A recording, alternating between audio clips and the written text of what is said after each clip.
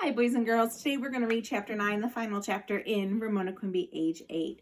Remember, if you enjoy these stories, the author Beverly Clearly, who I just found out is still alive. She's 104. She had her 104th birthday last week. Pretty amazing. She's written dozens of different types of books. So check them out. Ask mom and dad. But I think Amazon's letting kids, quote unquote, check out books. If you have a Kindle or device where you can download a book to, they are letting you do books for free. But definitely check out with mom and dad, remember, before you do anything on the internet, okay? So, chapter 9, Rainy Sunday. Rainy Sunday afternoons in November were always dismal. But Ramona felt this Sunday was the most dismal of all. She pressed her nose against the living room window, watching the ceaseless rain pelting down as bare black branches clawed at the electric wires in front of the house. Even lunch, leftovers, Mrs. Quimby had wanted to clear out the refrigerator, had been dreary. With her parents, who seemed tired or discouraged or both, having little to say, and Beezus mysteriously moody, Ramona longed for sunshine, sidewalks dry enough to roller skate, and smiling, happy family. "Ramona, you haven't cleaned up your room this weekend," said Mrs. Quimby, who was sitting on the couch sorting through a stack of bills. "And don't press your nose against the window. It leaves a smudge." Ramona felt as if everything she did was wrong. The whole family seemed cross today, even Picky, who meowed at the front door. With a sigh, Mrs. Quimby got up to let him out. Beezus, carrying a towel and shampoo, stalked over through the living room into the kitchen, where she began to wash her hair at the sink. Mr. Quimby, studying the dining room table as usual, made his pencil scratch angrily across the pad of paper. The television set sat blank and mute, and in the fireplace a log sullenly refused to burn.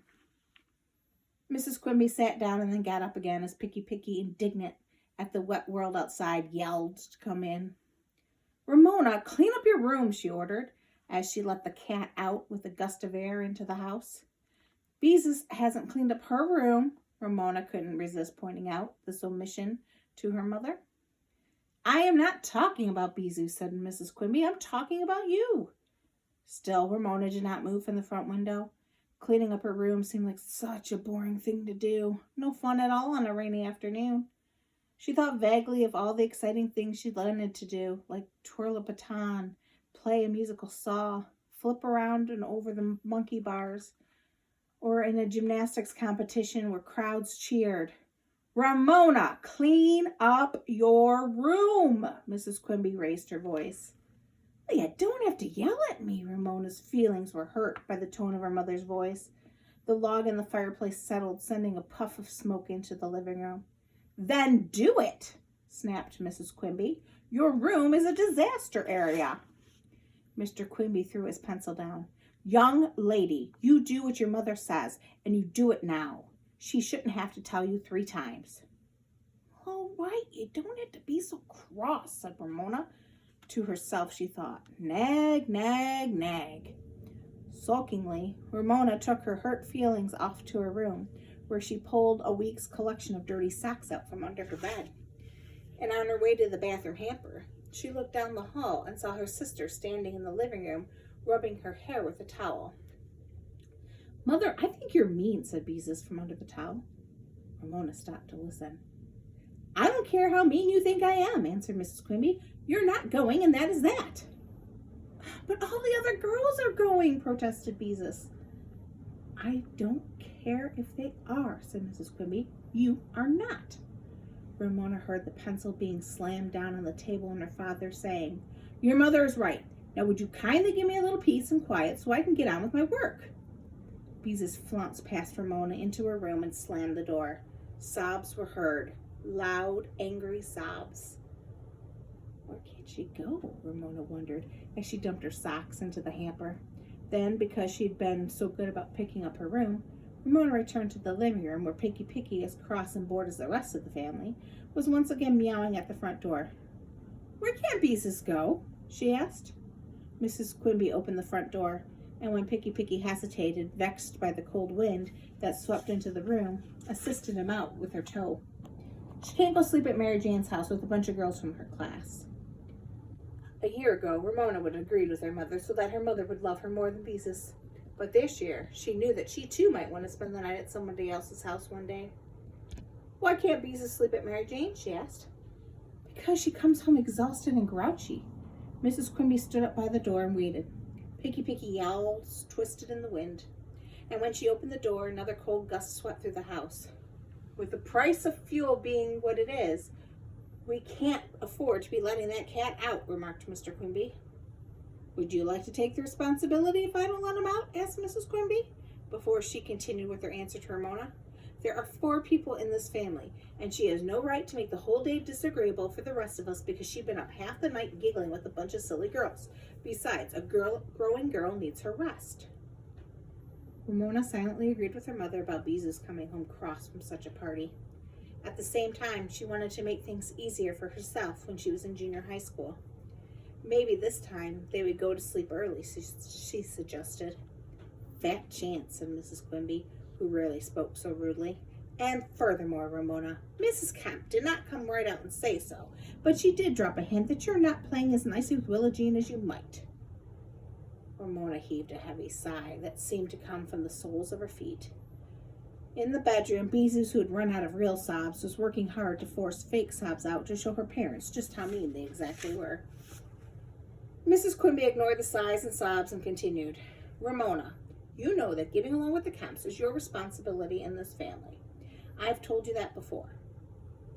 How could Ramona explain to her mother that Willa Jean had finally caught on that silent, sustained reading was just plain old reading a book? For a while, Willa Jean wanted Ramona to read aloud a few boring books the Kemps owned, the sort of books people who did not know anything about children gave them. Willa Jean listened to them several times, grew bored, and now insisted on playing beauty shop. Ramona did not want her fingernails painted by Willa Jean, and she knew she'd be blamed if Willa Jean spilled the nail polish.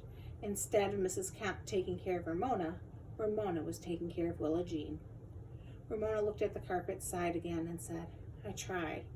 She felt sorry for herself, misunderstood, and underappreciated. Nobody in the whole world understood how hard it was to go to the Kemp's house after school where she did not even have her own bicycle. Mrs. Quimby relented. I know it isn't easy, she said with half a smile, but don't give up. She gathered up the bills and checkbook and went into the kitchen where she began to write checks at the kitchen table. Ramona wandered into the dining room to seek comfort from her father. She laid her cheek against the sleeve of his plaid shirt and asked, Daddy, what are you studying? Once again, Mr. Quimby threw down his pencil. I'm studying the cognitive process of children, he answered. Ramona raised her head and looked at him. What does that mean? She asked. How kids think, her father told her. Ramona did not like the sound of this subject at all. Why are you studying that? She demanded. Some things should be private, and how a child thought was one of them. She did not like the idea of grown-ups snooping around in thick books trying to figure it out. That's exactly what I've been asking myself. Mr. Quimby was serious. Why am I studying this stuff when we have bills to pay? Well, I don't think you should, said Ramona. It's none of your business how kids think. Then she quickly added, because she did not want her father to drop out of school and be a checker again, there are lots of other things you could study. Things like fruit flies. Mr. Quimby smiled at Ramona and rumpled her hair. I doubt if anyone could figure out how you think, he said, which made Ramona feel better, as if her secret thoughts were still safe. Mr. Quimby sat gnawing on his pencil, staring out the window at the rain. Beezus, who had run out of fake sobs, emerged from her room, red-eyed and damp-haired, to stalk about the house, not speaking to anyone. Ramona flopped down on the couch. She hated rainy Sundays, especially this one, and longed for Monday when she could escape to school. The Quimby's house seemed to have grown smaller during the day until it was no longer big enough to hold her family and all its problems. Kind of like what we're dealing with right now with the being stuck in the house with the quarantine, huh, guys? I'm going to stop right there. And this is a long chapter, so we're going to pause it here and then we'll pick up at part 2 and the next video.